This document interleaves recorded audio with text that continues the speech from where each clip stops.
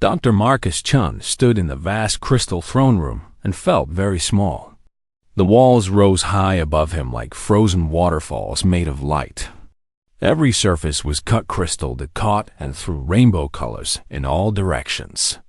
He had never seen anything like this place in his 35 years of life. Marcus was a scientist who studied alien life forms.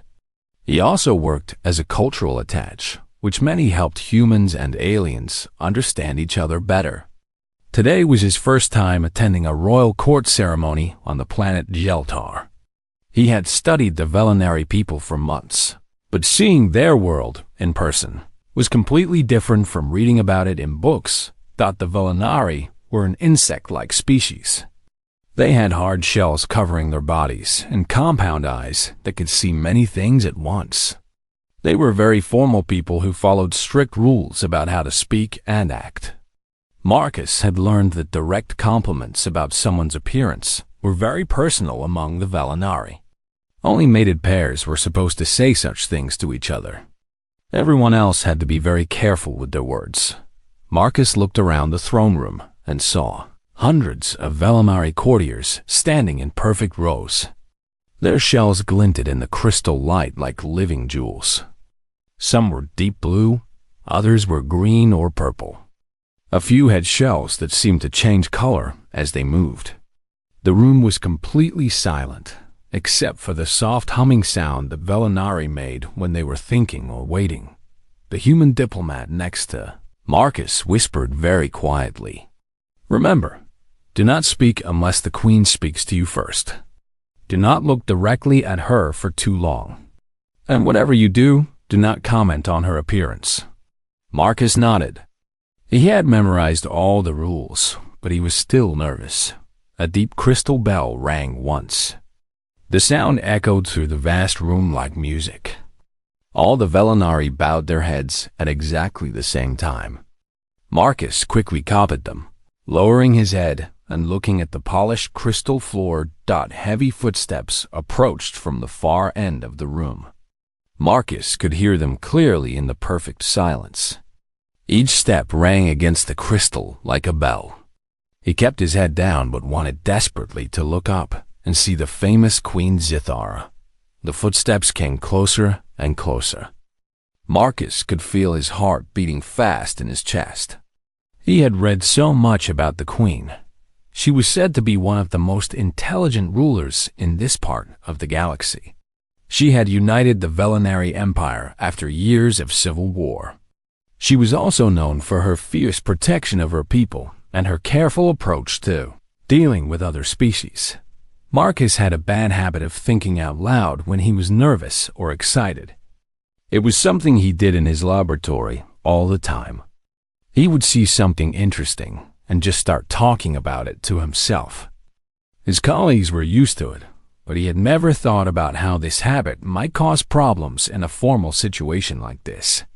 The footsteps stopped somewhere, in front of the gathered crowd. Marcus heard a rustling sound as hundreds of Velinari wings moved at once. It was the signal that the queen had taken her place on the throne. Now they could look up. Marcus raised his head slowly and looked toward the throne for the first time. What he saw took his breath away completely. Queen Zithara was magnificent. She was much larger than the other Velinari, standing almost 7 feet tall. Her shell was not just one color, but seemed to contain every color Marcus had ever seen. It shifted and changed like oil on water, flowing from deep blue to bright gold to rich purple as she moved. Her compound eyes were like clusters of diamonds that caught the crystal light and threw it back in brilliant flashes.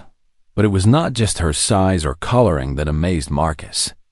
There was something about the way she held herself, the way she moved, that was graceful beyond anything he had ever seen.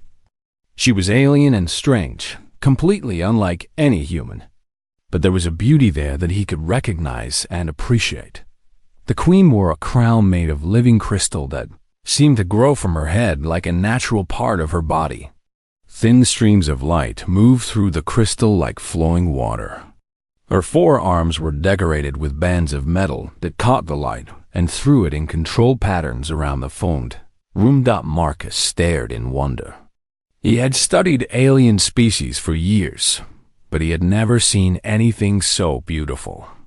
The combination of natural form and artificial decoration created something that was both wild and refined.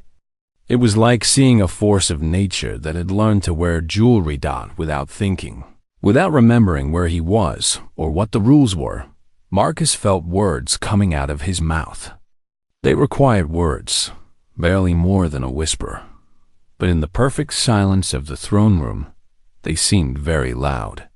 "God," he murmured in English, his native language. "The Queen is so beautiful." As soon as the words left his mouth, Marcus felt a cold shock run through his entire body. He had just broken one of the most important rules of Velinari culture. He had commented on the Queen's appearance in public. He had used casual language about the ruler of an entire empire. He had spoken without being spoken first. Marcus felt his face turn red with embarrassment and fear. He hoped desperately that none of the Velinari understood English. Maybe his words had just been meaningless sounds to them. Maybe he could pretend he had been clearing his throat or something. But as Marcus looked around the room with growing panic, he noticed something that made his heart sink even further. The Queen had stopped moving. She was standing perfectly still on her crystal throne, and her diamond cluster eyes were pointed directly at him. The entire court had noticed the Queen's reaction. The soft humming sound that filled the room changed. It became higher and more tense. Marcus could feel hundreds of alien eyes turning to stare at him. He had definitely done something very wrong, and now everyone knew it. Marcus stood frozen in the crystal light, wondering if his first diplomatic mission was about to become his last. Queen Zithara remained completely still on her crystal throne. Her compound eyes stayed fixed on the human who had just spoken. The silence in the great hall grew heavier and more uncomfortable with each passing second. Marcus felt sweat forming on his forehead, despite the cool temperature in the crystal palace. He tried to think of what to do. Should he pretend nothing had happened? Should he try to explain? Should he run from the room and hope the diplomatic incident could be fixed later?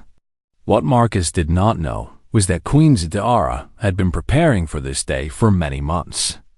She had been studying human languages in secret, working with recordings and translation programs late into the night.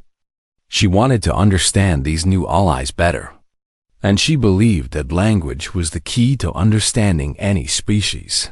The Queen had learned English, Chinese, Spanish, and several other human languages. She could speak them well enough to have basic conversations. More importantly for this moment, she could understand them perfectly when humans spoke among themselves. So when Marcus whispered his words in English, Queen Zithara understood every single word. "God, the Queen is so beautiful." The meaning was crystal clear to her, and it created a problem that she had never expected to face. In Velinari culture, commenting on someone's physical appearance was deeply personal. It was something that only happened between mates or very close family members. For a stranger to comment on the Queen's beauty was either an incredibly bold romantic declaration or a serious insult. Depending on how you looked at it, Queen Zithara felt her mind racing as she tried to understand what the human meant. Did he know what his words meant in her culture? Was he trying to court her? Was he mocking her? Was this some kind of human diplomatic strategy that she did not understand? The Queen's advisors had noticed her reaction immediately. They began to make soft clicking sounds with their mouthparts. These sounds grew louder and more agitated as the seconds passed. Soon the clicking spread through the crowd like ripples on a pond. High Advisor Catherine, who stood closest to the throne, stepped forward slightly. His blue-black shell caught the light as he moved. He had served the royal family for 40 years and had never seen the Queen react this way to anything. "Your Majesty," Catherine whispered in the Velinari language, "what has disturbed you?" Shall we remove the human from the chamber? Other advisors began to make suggestions in quick, quiet clicks. Perhaps the human is ill, suggested one. Maybe he does not understand proper behavior, said another. We should have the diplomats explain our customs to him immediately, added a third, but Queen Zithora did not respond to any of them. She was still staring at Marcus, trying to read his expression and body language. The human looked terrified and embarrassed. His face had turned red, and he was looking around the room like a trapped animal. These did not seem like the reactions of someone who had just made a bold romantic gesture or an intentional insult. Marcus could hear the clicking and buzzing growing louder around him. He did not need to understand the Velinary language to know that the court was becoming agitated. The diplomat standing next to him had turned pale and was making small, nervous movements with his hands. What did you do? The diplomat whispered urgently in Marcus's ear. What did you say? Marcus started to explain, but his voice cracked. He cleared his throat and tried again. I just said she was beautiful. I didn't mean to say it out loud. It just came out. The diplomat's face went even paler. Oh, no. Do you have any idea what you've just done? Commenting on the Queen's appearance. That's like proposing marriage to her in public. Marcus felt his stomach drop. He looked back at the Queen, who was still watching him with those impossible diamond eyes. She had not moved a muscle in over a minute. The advisors around her were clicking and buzzing more loudly now, and their wing cases were starting to vibrate in a way that created a low, threatening hum. I have to fix this, Marcus said quietly. I have to explain what I meant. No. The diplomat grabbed his arm. Don't make it worse. Let me handle this. I'll explain to the advisors that you're new to their culture and didn't understand the implications of your words. But before the diplomat could move, something unexpected happened. Queen Zithora raised one of her forearms, and the entire room fell silent instantly. The clicking stopped. The humming stopped. Even the soft sound of hundreds of Velinari breathing seemed to disappear. When the Queen spoke, her voice was clear and musical, like wind chimes in a gentle breeze. But there was also power in it that made every person in the room pay attention. The human will approach the throne, she said in the Velinari language. Her words echoed through the crystal chamber. Alone. The advisors immediately began to protest. Your Majesty, this is highly irregular, said Kethron. The human has violated protocol. He should be removed from the chamber and dealt with through proper diplomatic channels. The human may be dangerous, added another advisor. His words could be part of some human mating ritual that we do not understand. It would not be safe for you to meet with him alone. Or perhaps he is testing our reactions, suggested a third. This could be a human strategy to see how we respond to cultural violations. Queen Zithara listened to all their concerns, but her expression did not change. When they finished speaking, she spoke again, and this time there was no room for argument in her voice. The human will approach. This is our command. Marcus felt every eye in the room turn to stare at him. The diplomatic protocol was clear. When the Queen of the Velinari Empire gave a direct command, it had to be obeyed immediately. But Marcus had never been so scared in his entire life. The diplomat next to him gave him a small push. Go, he whispered. And for the love of all that's holy, don't say anything else about how she looks. Marcus took a deep breath and started walking toward the crystal throne. His footsteps seemed incredibly loud in the silent room. Each step echoed off the walls and ceiling like a drumbeat. He could feel hundreds of hostile alien eyes tracking his movement as he got closer to the throne. Queen Zithara seemed to become even more magnificent and terrifying. Up close, Marcus could see that her shell was not just changing colors randomly. The patterns moved in waves that seemed to follow her breathing and heartbeat. It was hypnotically beautiful and completely alien at the same time. Marcus stopped about 10 feet from the throne and bowed deeply, the way he had been taught. When he raised his head, Queen Zithara was leaning forward slightly, studying him with the intense focus of a scientist examining a new species. "Tell us." "Human," she said, and Marcus nearly jumped out of his skin when she spoke in perfect English. "What did you mean by your words?" Marcus stared at Queen Zithara in complete shock. She had just spoken to him in perfect English. Her accent was strange, with clicking sounds mixed into the words, but every word was clear and correct. This changed everything. You speak English?" Marcus managed to say. "We speak many human languages," the Queen replied. "We have been studying your people for months. We wanted to understand you better before we made formal agreements. So when you spoke your words, we understood them completely. Now we ask again, what did you mean?" Marcus felt his heart pounding. The Queen had understood every word he had said. She knew exactly what he had whispered about her beauty. There was no way to pretend it hadn't happened, or that it had been a misunderstanding. Around the throne room, Marcus could hear the advisors making soft clicking sounds of surprise and concern. They had not known that their queen could speak human languages. This revelation was almost as shocking to them as Marcus's original words had been. Marcus knew he had two choices. He could try to lie or make excuses, which would probably make things worse. Or he could do what felt natural to him as a human and a scientist. Tell the truth. Even if it was uncomfortable, Marcus had always believed that honesty was the best way to solve problems. In his scientific work, he never hid results that were unexpected or inconvenient. When he made mistakes, he admitted them and tried to learn from them. This situation was different, but maybe the same approach would work. Marcus took a deep breath and made his decision. Instead of trying to explain away his words, he would stand behind them and help the Queen understand what they really meant.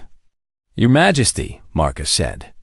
Speaking slowly and clearly, I meant exactly what I said. "I think you are beautiful, but I think you may not understand what that means to a human." The clicking sounds from the advisors became louder and more agitated. Several of them stepped forward as if they were going to remove Marcus from the room by force.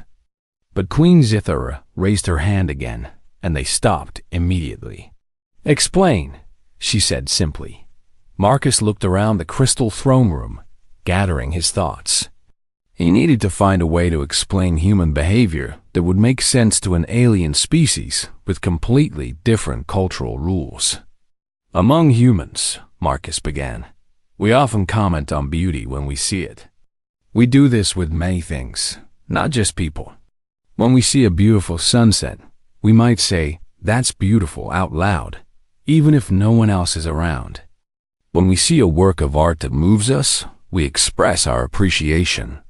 When we see animals in nature that are graceful or colorful, we notice their beauty and sometimes speak about it." Queen Zithara's compound eyes seemed to focus more intently on Marcus as he spoke. She was listening carefully to every word. "When I said you were beautiful," Marcus continued, "I was not making a romantic declaration. I was not trying to insult you or challenge your authority.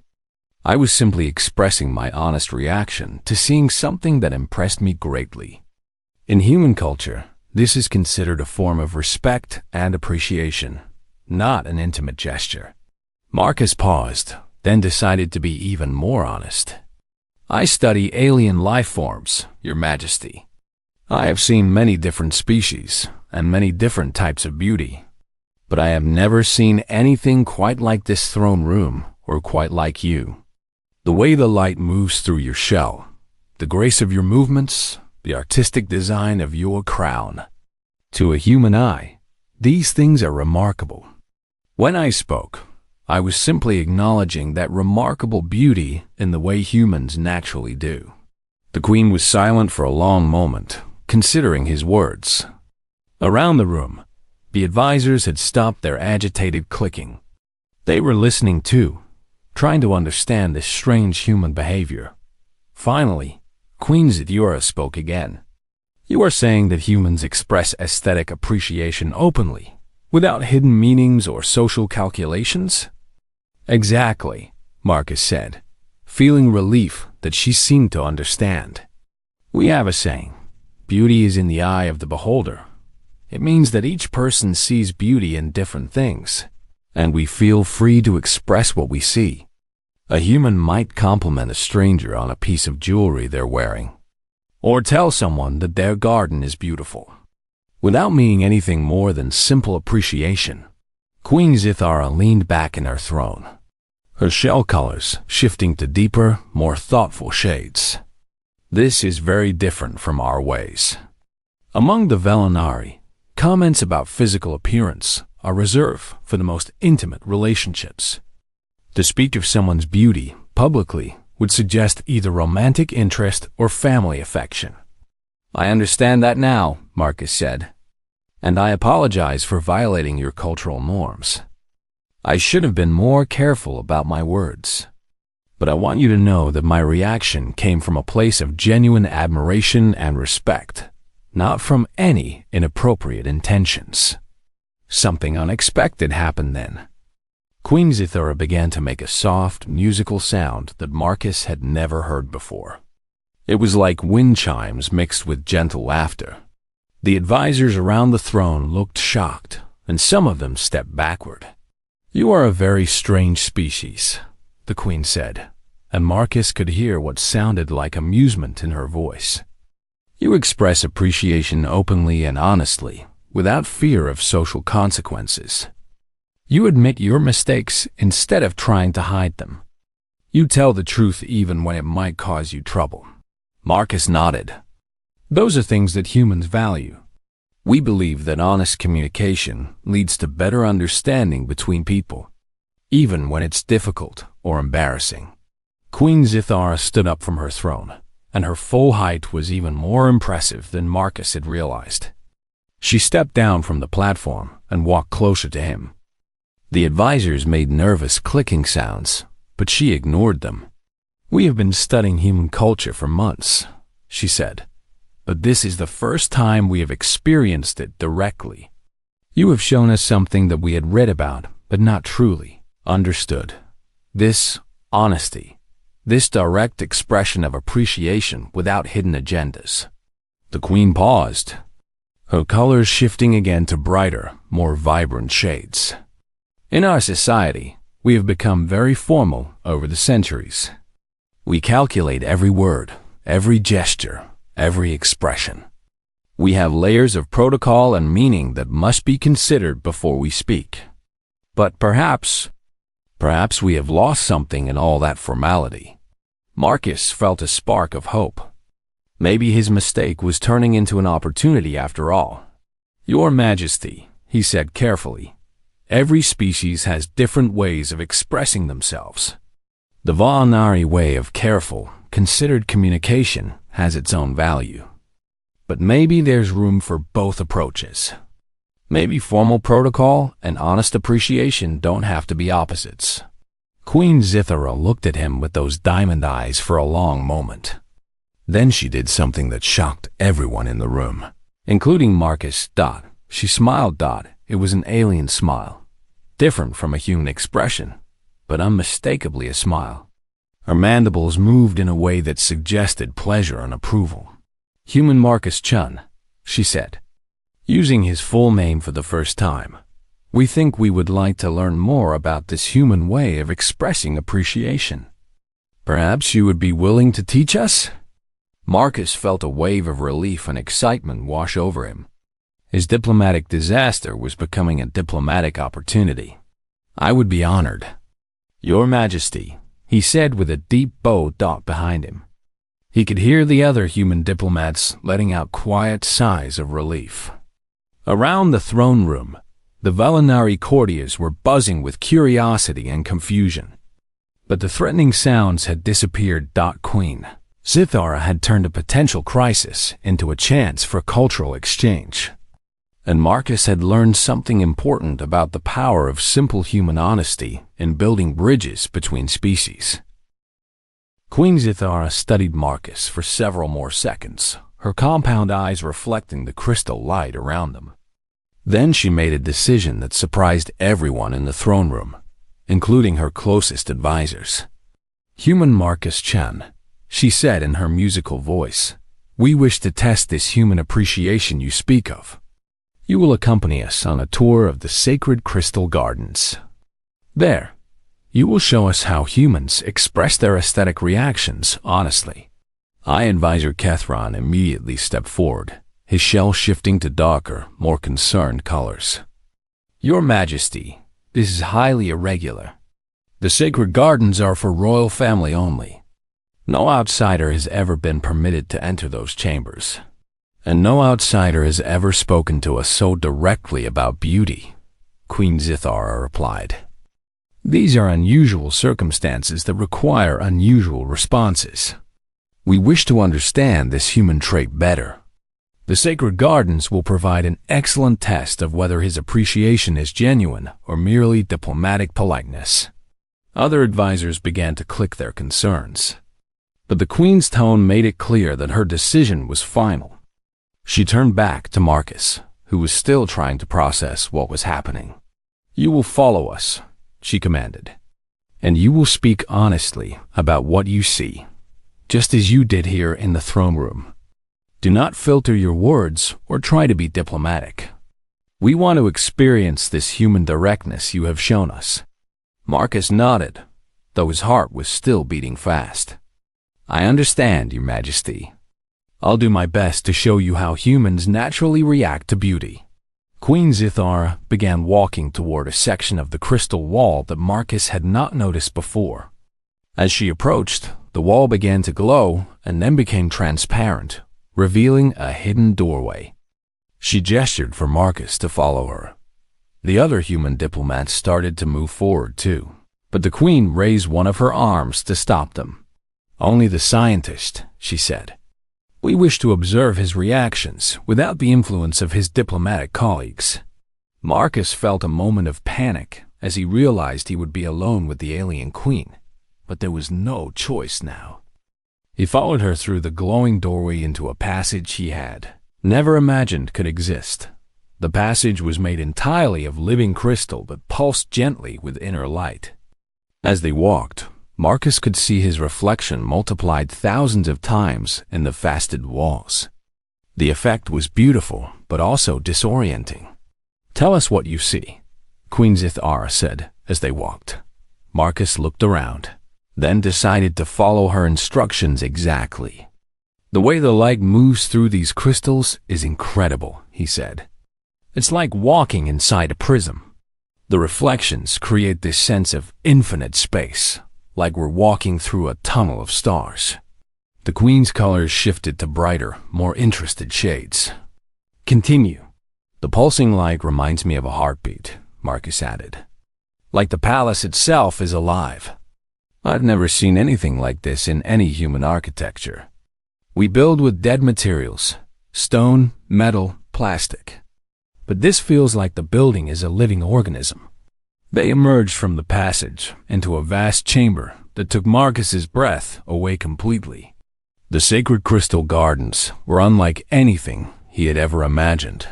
Towering crystal formations rose from the floor like frozen trees, each one glowing with different colors. Some were deep blue, others were golden yellow, and still others shifted through the entire spectrum of visible light. Between the crystal trees, streams of liquid light flowed in channels carved into the floor. But the most amazing part was the living elements. Floating creatures that looked like jellyfish made of pure light drifted between the crystal branches. Plants that seemed to be made of metal and gems grew in careful patterns throughout the garden. Everything glowed and pulsed in harmony, creating a symphony of light and color. Marcus stopped walking and just stared for a full minute. Then, without thinking, he started talking. "This is impossible," he whispered. "It's like someone took a dream and made it real. The way everything fits together. It's not just beautiful, it's perfectly balanced. Every color, every light, every shape works with everything else to create something that's more than the sum of its parts. Queen Zithara watched his face carefully as he spoke. What else do you see? Marcus walked closer to one of the crystal trees and peered up at its branches. The mathematical precision is incredible. These formations follow patterns that look random at first, but when you really look, you can see the underlying geometry. It's like nature and art and science all combined into one thing. He turned to look at one of the floating light creatures. And these beings, they're alive, aren't they? They're not just decorations. They're part of the ecosystem here. The way they move suggests intelligence, but also perfect harmony with their environment. You are correct, Queen Zithara said, and Marcus could hear approval in her voice. The luminous sprites have lived in these gardens for thousands of years. They are our companions and our partners in maintaining the balance of this place. As they walked deeper into the gardens, Marcus continued to react with genuine wonder and curiosity. He asked questions about how the different elements work together. He marveled at the way the light streams seemed to carry information as well as energy. He even reached out to gently touch one of the metal gem plants, then laughed with delight when it responded by chiming like a bell. Your reactions are very different from what we expected, Queen Zithara said as they reached the center of the gardens, where a massive crystal fountain sent cascades of liquid light into the air. Different how? Marcus asked, settling onto a bench made of smooth, warm crystal. When we first decided to test you, we thought you might try to flatter us with elaborate compliments. We thought you might exaggerate your reactions to impress us. We thought you might focus only on the most obviously impressive displays and ignore the subtle details. Queen Zithara sat beside him on the bench, her great form somehow graceful even in the simple act of sitting down. But your reactions are entirely focused on understanding and appreciating what you see. You ask questions because you want to learn, not because you want to appear interested. You notice small details as well as grand displays. You respond to the harmony of the whole as much as to individual beautiful elements. Marcus thought about her words. I suppose that's just how humans naturally react to new experiences. We're curious. We want to understand how things work. And we find beauty in understanding as much as in just looking. Tell us more about this human curiosity, the queen said. Marcus looked around the magical garden, thinking about how to explain. Humans are explorers by nature. When we see something beautiful or strange, our first instinct is to get closer, to examine it, to figure out how it works and why it exists.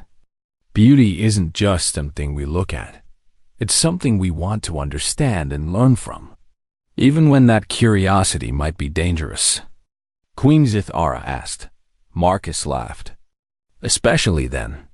Some of humanity's greatest discoveries came from people who were willing to investigate beautiful but dangerous phenomena. We sent people to the moon not just because we could, but because we thought it was beautiful and wanted to understand it better. Queen Zithara's colors shifted to what Marcus was beginning to recognize as thoughtful patterns. We have lost this curiosity, she said quietly. Over the centuries, as we became more formal and structured, we began to appreciate beauty from a distance. We learned to admire things without touching them, to observe without interacting, to maintain proper protocols even in the presence of wonder. She stood up and walked to the crystal fountain, letting the liquid light flow over her hands. But watching you here today, we remember what it was like to be curious about beauty instead of just respectful toward it. Marcus joined her by the fountain. Maybe curiosity and respect don't have to be opposite things. Maybe the best way to respect something beautiful is to try to understand it better. Queen Zithara looked at him with those diamond eyes, and Marcus could see something changing in her expression. Human Marcus-chan, you have shown us something important today. You have reminded us that appreciation without understanding is incomplete, and that understanding without curiosity is merely academic. She paused, then continued. We have decided that our people could benefit from learning this human approach to beauty and wonder. But first, we must ask you something important. Would you be willing to help us remember how to be curious again? Marcus felt a surge of excitement. This was turning into more than just a diplomatic exchange. It was becoming a real opportunity for cultural learning and growth. Your Majesty, he said with genuine enthusiasm, I would be honored to help in any way I can. Queen Zithara and Marcus returned to the crystal throne room together, but the atmosphere had completely changed from when they had left. The Queen's advisors could see immediately that something significant had happened during their time in the sacred gardens. The Queen's colors were brighter and more vibrant than they had been in years. She moved with a new energy that suggested excitement and possibility, rather than formal duty.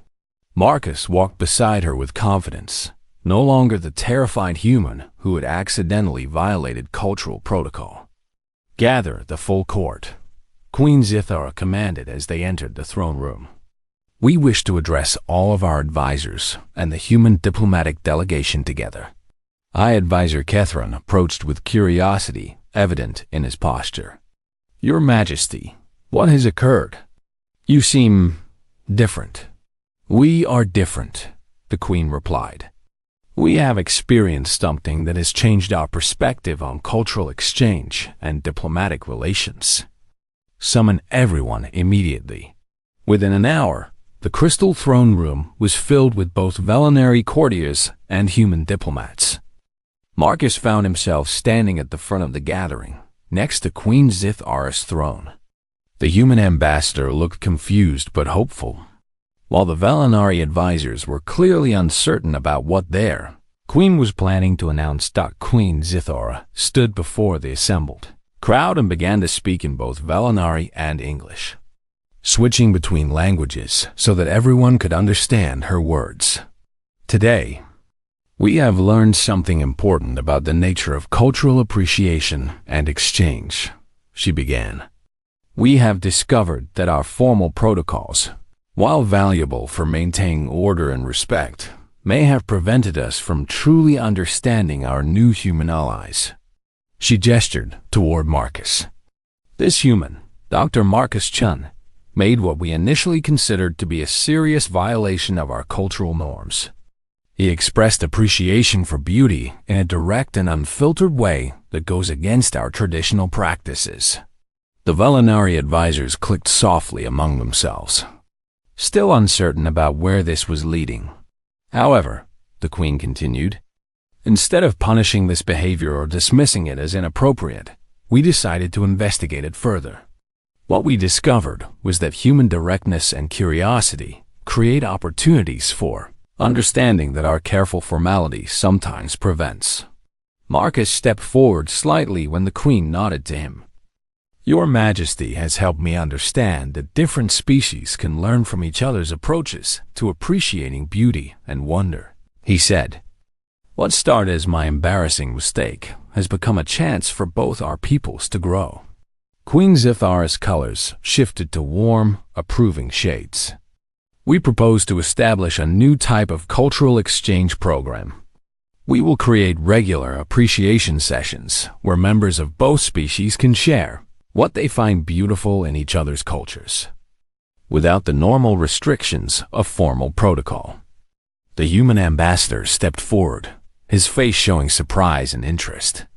Your Majesty, this sounds like a fascinating proposal. What would these sessions involve? They would involve exactly what Dr. Chan showed us today, the Queen replied. Honest, direct expressions of aesthetic appreciation and curiosity. Humans would be encouraged to react naturally to Velinari art, architecture, and cultural displays. Velinari would be invited to share their own appreciations more freely than our normal protocols allow. High Advisor Kethron looked concerned. Your Majesty, such informality could lead to misunderstandings or cultural conflicts. Queen Zithara considered his words carefully. Advisor Kathran raises an important concern. This is why we propose that Dr. Chan serve as the coordinator for these exchanges. He has demonstrated the ability to explain human reactions in ways that help us understand their true meaning.